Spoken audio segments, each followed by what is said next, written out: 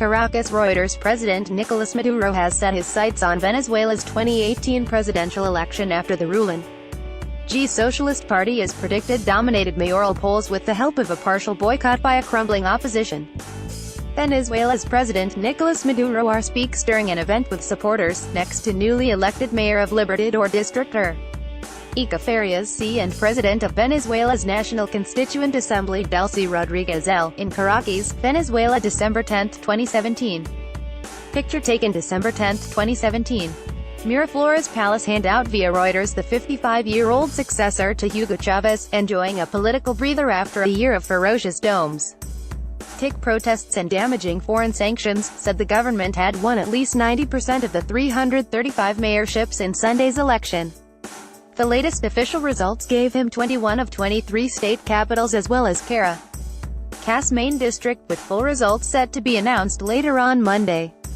No one doubted the Socialists' big win, given three of the biggest opposition parties were not fielding candidates. The elections left Maduro the favorite to be the Socialists' candidate in next year's presidential race, despite the ambitions of rivals within the government, and an economic crisis that has pummeled the OPEC nations since his 2013 election. "We're ready to compete," he told cheering supporters in a Caracas square shortly before night on Sunday, next to a statue of Venezuela's independence hero Simón Bolívar. 2018 belongs to the Chavistas, Maduro said, using the ruling movement's name after his popular mentor and predecessor. He also declared fixing Venezuela's broken economy a priority. But opponents and even some government dissenters say it is his stubborn adherence to Chavez's era economic policies, such as currency controls, that is to blame for the crises. Venezuela's 30 million people are enduring one of the worst economic meltdowns in Latin American history. Millions are skipping meals, missing medicines, and lining up for hours at shops during acute shortages and crippling inflation. Venezuela's opposition coalition scoffed at NDAY's vote as a Pyrrhic victory for Maduro. Irregularities and low turnout characterized the vote, the coalition said in a statement. It is demanding reforms to the electoral system for the 2018 vote. But there was no coordinated response among members of the coalition, which has succumbed to infighting, and the road ahead looked bleak. This is the worst result for the opposition in any election during the Chavista era, said pollster Luis Vicente Leon. They are not highlighting that they have delegitimized the electoral process and they've abandoned municipalities, which are fundamental for the support base of the opposition. People wait in line at a polling station during a nationwide election for new mayors, in Maracaibo, Venezuela. December 10, 2017. Reuters. Isaac Urrutia participation was 47%, the election board said. Still have hope. Three of the coalition's main parties, Popular Will, Justice First and Democratic Action, boycotted Sunday's polls, saying the election board was at the service of Maduro's dictatorship, and turning a blind eye to abuses by the state.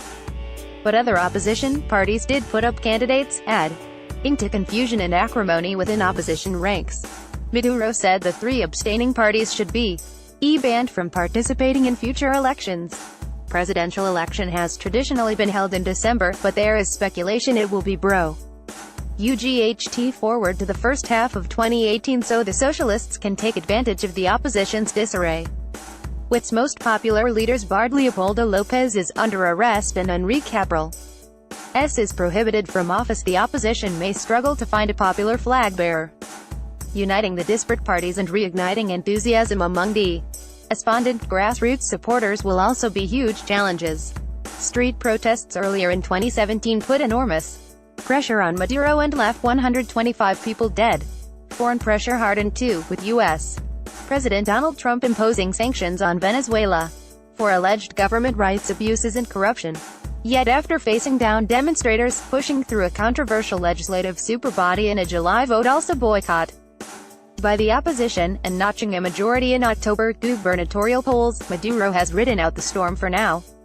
I think the current government can fix things if they are allowed to get on with it, aide mechanic Melix Jordan, 56, voting for the government in a rural part of Paraguay. Social discontent is running deep, however, and political analysts Venezuela is fertile territory for a third-way candidate in 2018. But there is no sign so far of an alternative presidential candidate despite Ellis in some quarters for popular billionaire businessman Lorenzo Mendoza to run. My vote maybe doesn't change anything, said gardener Hector Machado, 64, who voted for the opposition in Tashiro State. But I still have hope for something better next year. The government has to understand how bad things are. Additional reporting by Mirsley Guanipa in Paraguana and Angie Polanco in San Cristobal. And Alexandra Elmer and Karina Pons in Caracas. Editing by Paul Tate and Jeffrey Bencoyor. Standards: The Thomson Reuters Trust Principles.